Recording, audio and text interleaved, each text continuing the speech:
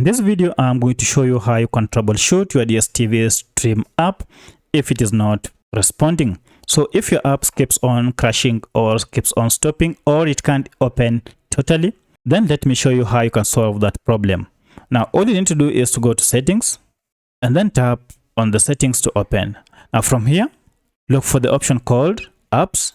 Remember, for the demonstration of this video, I'm using Redmi Note 10. However, this should be the same on any Android smartphone. So from here, look for the option called Manage Apps and tap on it. Now this will open all the apps that you have on your smartphone. Go ahead and look for DStv Stream. And here it is, tap on it to open. Now if we go to storage, you will find that you have a lot of cache that has accumulated. Now cache are those small files that are usually collected to enhance your experience. However, the accumulation of them may cause your app to start malfunctioning. So what you need to do is to go ahead and clear them, and to do so, just use the clear option here called clear data. Tap on it and then choose the option called clear cache, which is the second option. Tap on it and then tap on OK. Now from here, go ahead and restart your smartphone and then try opening your app.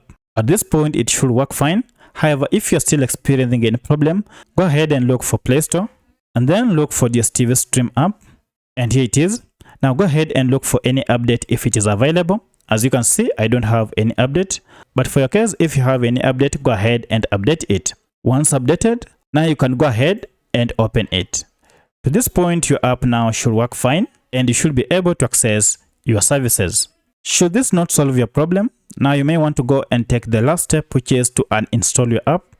So go ahead and install it and then go to Play Store and install it afresh. So by following any of the three methods, you should be able to solve any issues with your DStv Stream app. If this video was helpful to you, kindly hit the like button and subscribe to this channel. Thank you for watching, and let's meet in the next video.